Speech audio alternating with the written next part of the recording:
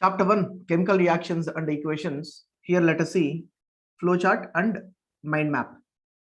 Here, first of all, this is a chapter, Chemical Reactions and Equations. Here if you can observe, one arrow mark they have given here. So this we need to discuss. And then here we can observe another arrow mark. This also let us try to figure it out. Here, first of all, entire chapter is divided into two parts. First one, physical change. Already we have learned this physical change in our 6th, 7th, 8th classes. So what is meant by physical change? Here, change in which no new substances formed. We cannot see any new substance. Only substances will be changing its properties, such as physical properties will be changed, guys. It can change its shape, size, color, or density. These are the only changes you can able to observe while physical change is taking place.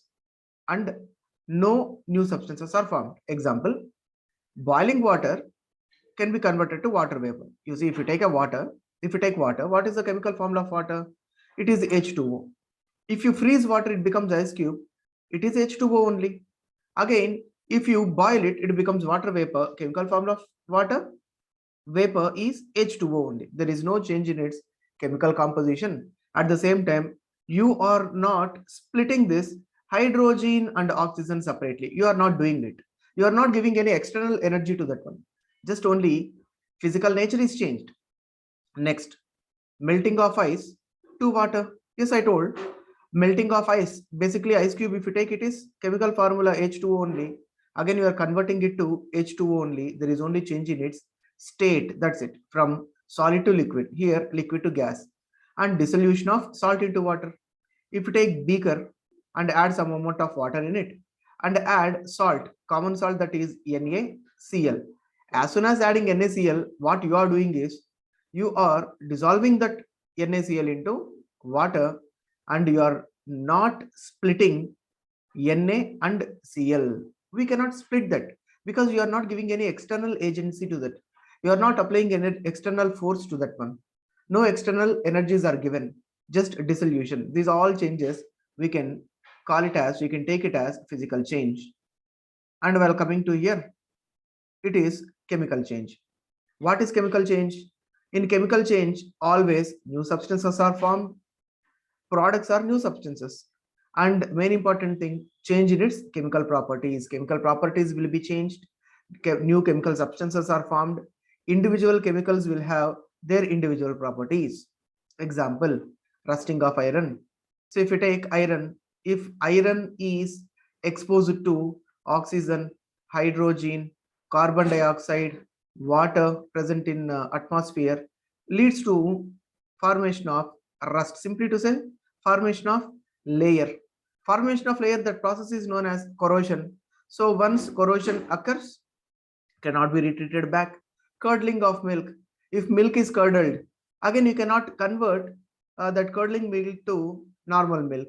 So instead of that, we can go with some palkova or something, paneer, etc. But you cannot get milk back. Burning of candle. If you burn candle, that candle melts. Big candle that melts into small piece. So, or it can be converted into liquid. Sometimes it will be converting oxygen to carbon dioxide. These all are chemical changes. Combustion of LPG. In our kitchen, there is cylinder filled with LPG, liquefied petroleum gas. So this liquefied petroleum gas, for example, if you use this gas continuously for 30 days or 60 days or 90 days, so that fuel will be exhausted. Again, you need to go with new cylinder. Means you are using that. And nothing is coming back. There is no reversible.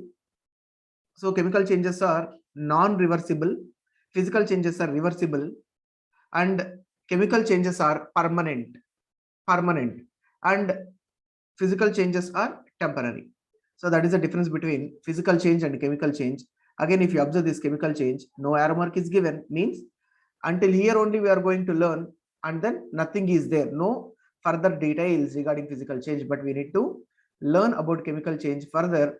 This chemical change is continued as chemical reaction. Means what is the meaning for that? Whenever chemical change is taking place, chemical reaction we can mention.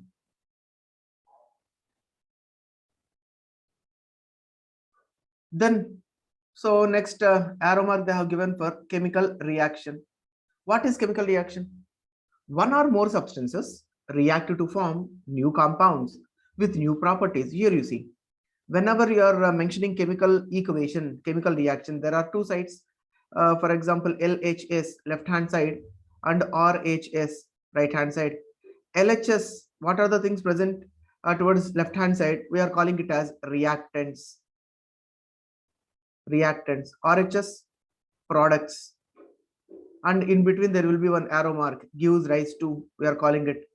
Now, you see, reactants, for example, reactant 1 is combining with, reacting with reactant 2, and it is forming products P1, second product P2. Here, while you are mentioning the chemical equation or chemical reaction something, it is not compulsory that there should be only two reactants, there should be only two products, nothing. You can get only one reactant and it can give two products, or it can give three products. You might have two reactants, it can form only one product. Many different variations are there that we learn in the topic types of chemical reaction. We'll try to learn that. So you can get two or more reactants, you can get two or more products also in the equation. Now, always these products are new substances.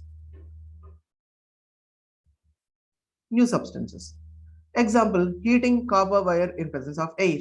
Air in the sense it is oxygen, O2. Cu plus O2 gives rise to CuO. Of course, I didn't balance this. I didn't balance. Copper plus oxygen gives rise to copper oxide, cupric oxide. Now the two reactants R1 plus R2 gives rise to only P1. Only one product we have. And again you see, by doing some operations for this CuO, cooling or heating or applying pressure or something you do, you cannot get copper and oxygen, right? Once copper oxide is formed, that's it. It cannot be retreated back. It is not reversible. It is permanent change. It is not temporary. Simply to say chemical change. And magnesium ribbon is usually cleaned before burning in air, as it has coating of magnesium oxide due to chemical reaction which hinders the process of burning. You see, when magnesium ribbon is taken, and if it is kept open for some time, for some days, it will react with oxygen which is present in the atmosphere. Hence, it forms black coating on the magnesium. And if you keep that magnesium ribbon which is coated black, when magnesium is reacting with oxygen, that black coating magnesium oxide is formed. And if you bring that magnesium ribbon near the candle flame, it will not catch fire so easily because of presence of black layer. To catch fire easily, what we need to do? You need to remove this layer so that it will catch fire. That is the thing. Now, okay, chemical change is chemical reaction. When we can call that one as chemical reaction? How can you say that chemical reaction is taking place? There are few observations. By observing these observations, we can tell, yes, chemical reaction has taken place. What are that? Number one, change in state. Guys, you see there are solid state, liquid state, gaseous state, aqueous state. So solids we know, liquids, gaseous. What is meant by aqueous? If anything is added, mixed with water, added in water, nothing but aqueous. If you add acid in water, it becomes acid water, acidic solution. We are calling that acidic solution. That acidic solution is known as aqueous solution. If you add base in water, it becomes aqueous solution. If you add salt in water, it becomes salt water. Simply to say aqueous solution. If something is added in water, that is aqueous. Change in color. There are changes in colors. You see, basically, while coming to acids, acids are transparent. Acids always transparent. While coming to bases, it will be in form of pellets which will be in white color. But while coming to salts, different salts will have different colors. Whenever they are talking about copper, go with blue color. When they are talking about iron sulfate, iron something, go with green color. And whenever they are talking about lead, go with yellow color. Salt, lead iodide, lead nitrate, yellow color. Copper sulfate, that will be blue color. So just remember these three colors, it's more than enough. And change in temperature. Guys, you see, temperature is released or temperature can be observed. If temperature is released, we are calling it as exothermic reaction, that we are going to discuss. Exothermic reaction. If temperature is absorbed, that we are calling it as endothermic reaction. Exothermic means heat energy is released, temperature is released. If temperature is absorbed, that is endothermic. Formation of precipitate. What is precipitate? You see, when salt is reacting with salt, it forms salt plus salt. Simply to say, when compound is reacting with compound, we'll get compound and compound. If one compound or one salt is transparent, and if it is soluble, if it is transparent, if it is soluble, this one is soluble solution, and there will be another salt, another compound which is insoluble. It will not be it cannot be soluble, I mean it cannot be mixed with other thing, insoluble. And the soluble will have less density. The soluble solution has less density, insoluble solution has more density, and this less density substance solution will be floating.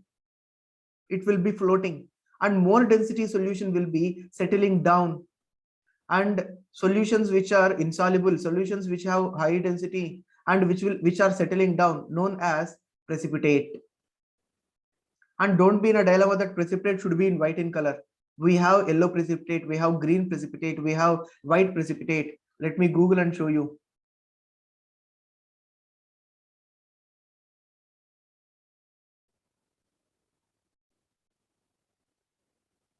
Precipitate. Different colors we have.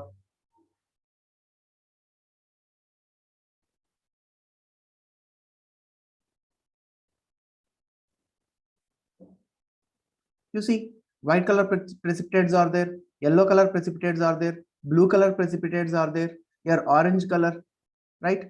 Here brown color precipitate we can find, different colors, green color precipitate we can find. So different salts will be producing different colors precipitates. So whenever they are telling about the precipitate, don't be confused, don't be in the state that precipitate should be in white color.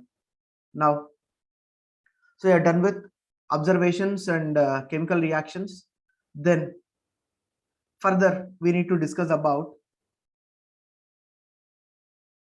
okay, after writing chemical reaction, some representations are there. In that we have to understand about what is balancing chemical equation, how to write chemical equation, what is meant by chemical equation first of all.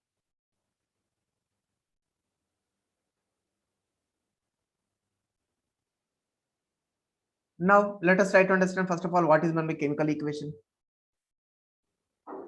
Chemical equation is a symbolic representation. Symbolic representation means we can represent that chemical reaction, what are the chemical reactions are taking place, we can represent by using symbols and formulae. Formulae is nothing but plural form of formula, formulas. Okay, so whenever you are using few symbols and formulae to represent the reaction, that is known as chemical equation. For example, instead of telling when magnesium is reacting with oxygen it forms magnesium oxide, that big sentence, instead of writing that, we can write Mg, magnesium is reacting with oxygen O2 to form one white color powder, that is magnesium oxide. That is known as chemical equation. And it is possible for us to represent its physical state also. Okay, if it is gas, we can represent with G, or we can represent with up arrow mark. Liquids with L, solids with S, and aqueous solution. What is aqueous solution? When solution made in water, acid in water, base in water, salt in water, something in water, is known as aqueous, can be represented with letter AQ. And precipitate, we have precipitate can be represented with down arrow mark, means it is settling down. Gas, which is evaporating, which is going up, that is the symbol. Next, the reaction conditions such as temperatures we can mention, pressure we can mention, catalyst you can mention, are indicated above or below the arrow. You see, while writing decomposition reaction something, we will be representing H2O can be decomposed into H2 and O2. Guys, I didn't balance this one. You have to understand. This is not balanced equation. Okay, water can be decomposed as hydrogen gas and oxygen gas. How can you decompose that one? by giving electricity. That electricity should be represented on the arrow mark like this. Electric current, if you want, you can represent like this, or simply to say electricity, you can represent like this, right? Like that, you can represent conditions, temperatures. Temperature means you can represent with the triangle, nothing but heat energy. Pressure, how much pressure you are giving, 300 and 240 atm atmospheric pressure. Previously we used to mention like ATP, atmospheric pressures.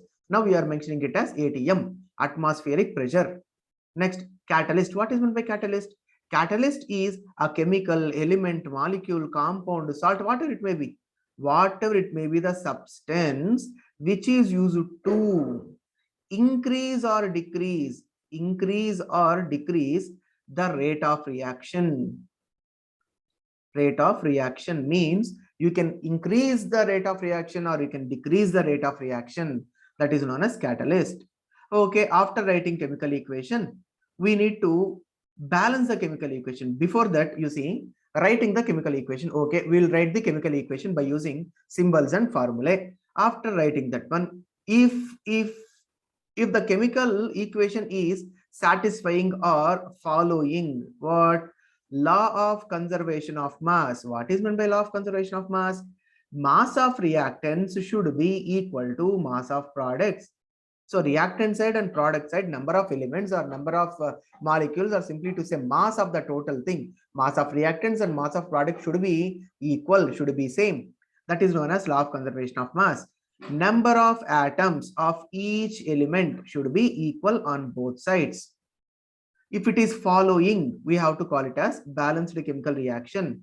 If it is not following, we have to call it as skeletal equation. What is skeletal equation? Number of atoms of each element on both sides are not equal. You see, I have written one equation. Na? Magnesium, how many magnesiums are there? 1. O2, how many oxygens are there? 2. Well, coming to product side, how many magnesiums are there? 1. How many oxygens are there? 1. Here if you add 1 plus 2, that is 3. 1 plus 1, that is 2. 3 is not equal to 2. So simply to say this equation is not satisfying law of conservation of mass. It is not satisfying law of conservation of mass. LCM means don't go to mathematics, least common multiple. No, law of conservation of mass. But so if it is not satisfying law of conservation of mass, we have to call what? Skeletal equation. Now we need to balance. How to balance? Just by adding numbers. Now how many magnesiums are there? 1. Here magnesiums 1, leave it. Oxygens 2. Now we have to make oxygens 2. We cannot mention number here because we should not change its valency. We have to represent number in front of the molecule, compound or element. If you are applying 2 here, if you are representing 2 here, simply to say 2 is applicable for magnesium as well as oxygen. Now magnesium is 2, magnesium is 1, represent 2 here. Now 2 magnesiums reactant side, 2 magnesiums product side. 2 oxygens reactant side, 2 oxygens product side. Now it has become 2 plus 2, which is equal to 2 plus 2. 4 is equal to 4. It is following law of conservation of mass. So after writing chemical equation, you need to balance the chemical equation. So that is about how to represent. And then we have discussed physical change, chemical change, observations of chemical reaction. Chemical change can be represented as chemical reaction. What are the observations for chemical reaction we have observed? Now let us try to understand types of chemical reactions.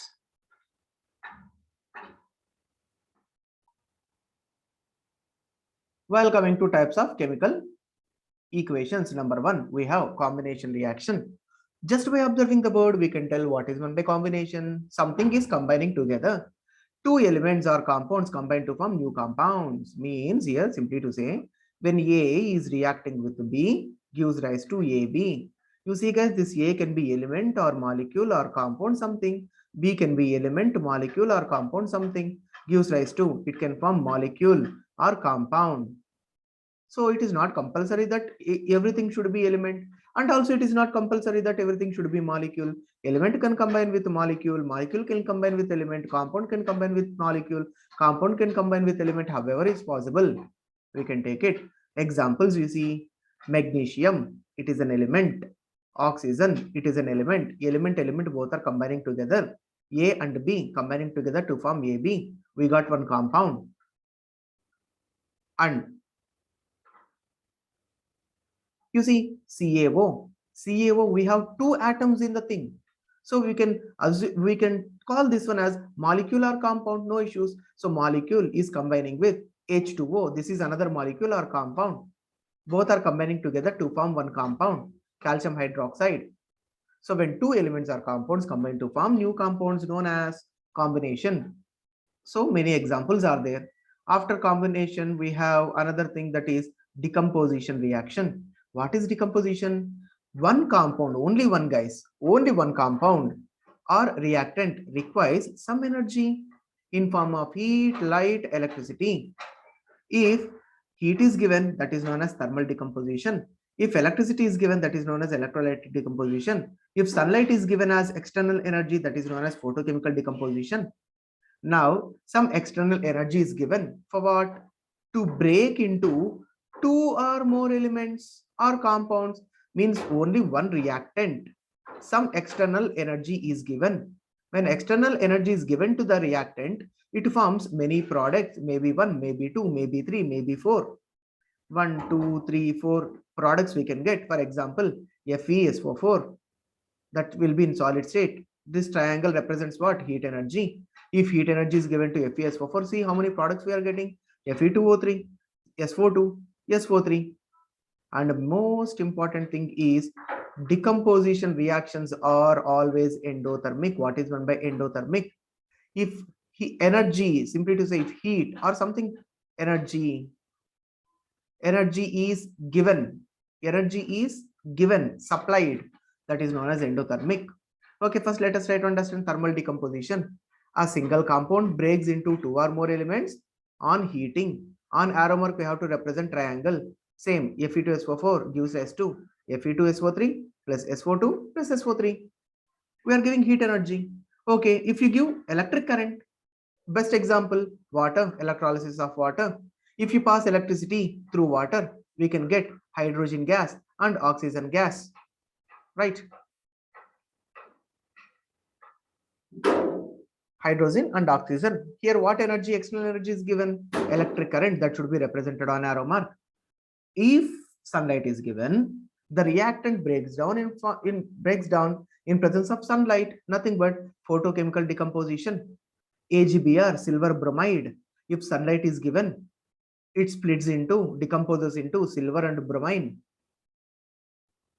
And AgBr, that is salt, black and white photography, where we will be using this. In black and white photography, we'll use the silver bromide. That is about decomposition. Then we have displacement. What is displacement? Displacement reaction is also known as substitution reaction. Another word for decomposition is substitution. More reactive element displaces or substitutes. More reactive element displaces or substitutes less reactive element to form compound. For example, you see, we have iron and there is a salt, copper sulfate. Here, iron is high reactive metal. This copper is least reactive metal when compared to iron. What will happen? This copper is displaced. That copper is displaced and this iron will enter into this place. It will substitute. So copper is displaced, iron got substituted, then we get iron sulfate instead of copper sulfate. Copper sulfate turns iron sulfate now. That is the concept of displacement. Now, what is double displacement? Here, two compounds exchange their ions to form new compounds. Simply to say, guys, double displacement reaction is also known as precipitate reaction. Precipitate reaction, because precipitate is formed. Now, how? Salt plus salt gives rise to salt plus salt. You see, Na2SO4 is salt, barium chloride is salt, barium sulfate is salt, sodium chloride is also salt. When two salts are combining together, one ion will displace another ion and it will enter into this original place. You see, from Na2SO4, Na, from BaCl to Cl2, both will combine together to form NaCl. From BaCl to Ba, Na2SO4, SO4, both will combine together to form BaSO4. Here you see, guys, one will be soluble, one will be insoluble. This sodium chloride is soluble and which will have less density, which will be floating, and BaSO4 is insoluble, which has high density. At the same time, it will be settling down. One will be floating up, one will be settling down. What are the solutions? Salts are settling down, nothing but precipitate. In this condition, white precipitate is formed. As I told you already, we cannot tell only white precipitates are formed. You see this reaction when lead nitrate is combining with K or Ki, not potassium, potassium iodide. What happens? Potassium combines with nitrate, it forms potassium nitrate. Lead combines with iodine, forms lead iodide, which is yellow precipitate. That is the concept. So we can get white precipitate, yellow precipitate, blue precipitate, brown precipitate, green precipitate, different precipitates. And double displacement is known as substitution reaction. Only one displacement you can find. Double displacement known as precipitate reaction, because precipitates are formed at the same time. Two compounds will be exchanging their ions, and reaction between salts. That is the concept of displacement and double displacement. Moving to another important, oxidation and reduction. What is oxidation? What is reduction? There are three concepts. Well, coming to oxidation, we can tell addition of oxygen, removal of hydrogen, or loss of electrons, nothing but oxidation. Reduction, addition of hydrogen, removal of oxygen, and gain of electrons, nothing but reduction. Here you see, guys, there is a equation. Cu plus O2 gives rise to CuO. Now they'll ask you to identify atoms or elements or something what are getting oxidized. Here we have to observe LHS and RHS. LHS we have Cu, RHS we have CuO. Cu is becoming CuO, means for copper, oxygen is added. Addition of oxygen, nothing but oxidation. Now we can tell copper is getting oxidized, or copper is undergoing oxidation. Guys, if anything is undergoing oxidation, if anything is oxidized, that is also known as reducing agent. Reducing agent, oxidized, oxidation, nothing but reducing agent. Here copper is getting oxidized and copper is known as reducing agent. And while coming to the reduction, you see there is an equation, CuO plus H2 gives rise to Cu plus H2O. Now CuO reactant side is becoming Cu product side, means oxygen is removed from the copper. Now we have to tell CuO is getting reduced, guys. CuO is getting reduced, or CuO is undergoing reduction. CuO is undergoing reduction. What are the substances undergoing reduction, reduced? It is also known as oxidizing agent. Just opposite, oxidizing agent. Now, you see, in all equations, we cannot observe only oxidation. In all reactions, we cannot observe only reduction. There are many equations where we can observe oxidation plus reduction. We can observe oxidation as well as reduction, known as redox. Redox. What is redox? Both oxidation and reduction takes place, nothing but redox. Example, ZnO plus C gives rise to Zn plus CO. They have given you C. C is becoming CO. Simply to say oxidation is taking place, addition of oxygen. ZnO is becoming Zn. Reduction is taking place because removal of oxygen. And this equation will be coming under redox. Another equation, another example, CuO plus H2 gives rise to Cu plus H2O. Here CuO is becoming Cu, nothing but reduction, oxygen is removed. H2 is becoming H2O, oxygen is added. So simply to say oxidation in an equation where we can observe both oxidation reduction, known as redox. Then we have discussed what is oxidizing agent, what is reducing agent, you see, which gives oxygen and gains hydrogen. Guys, gain means addition, addition of hydrogen. Gives out means removal of oxygen. Addition of hydrogen, removal of oxygen, nothing but reduction. What are the substances undergoing reduction? Nothing but oxidizing agent. Here, substance which gives off hydrogen means removal of hydrogen, gains oxygen, addition of oxygen, removal of hydrogen, nothing but oxidation. If anything is undergoing oxidation, nothing but reducing agent.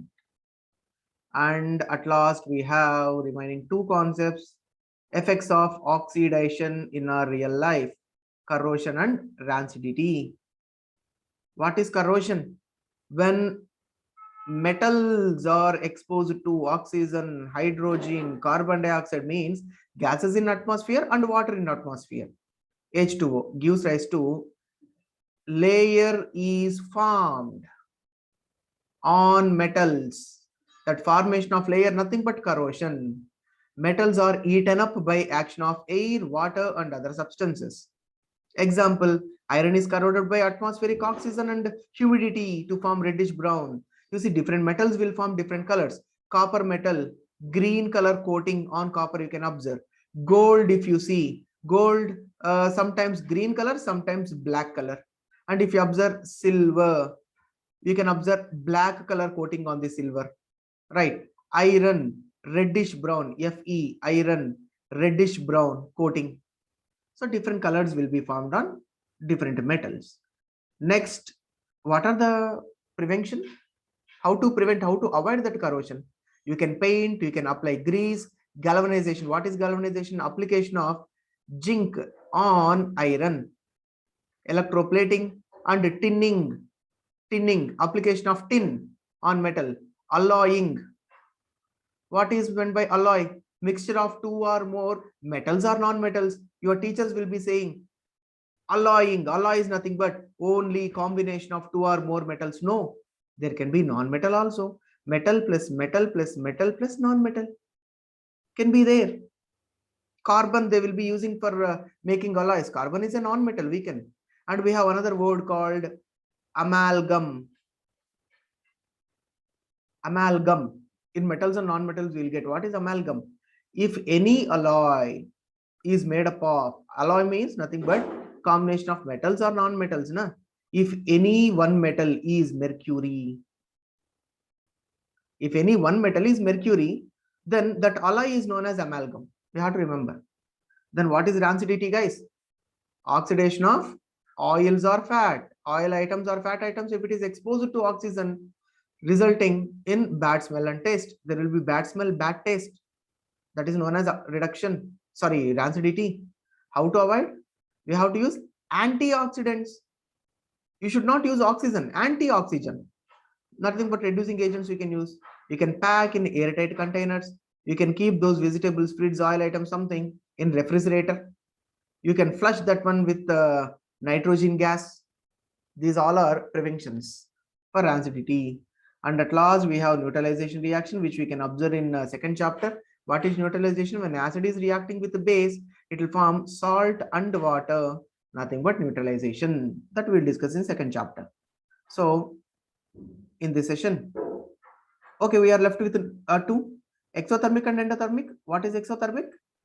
If heat energy is released, produced, if heat energy is given out, that is known as exothermic. Respiration, oxidation of glucose to release energy. Respiration is best example for exothermic. CH4, methane, it is reacting with oxygen to form carbon dioxide and water. Don't worry, this we'll learn in fourth chapter, carbon and its compounds in term 2. Then endothermic, what is endothermic? If heat energy is absorbed, if it is taking to perform some reaction, that is endothermic. So in this session, we have discussed about what is chemical change, physical change, what are the observations for the chemical reaction, what is chemical reaction, what is the need to balance chemical reaction, how to write chemical equation, what is balanced chemical equation, what is skeletal chemical equation, and types: combination, decomposition, displacement, double displacement, oxidation, reduction, and thermal decomposition, electrolytic, photochemical, exothermic, endothermic, rancidity, and corrosion. In next session, we'll see chapter 2, acid, bases, and salts.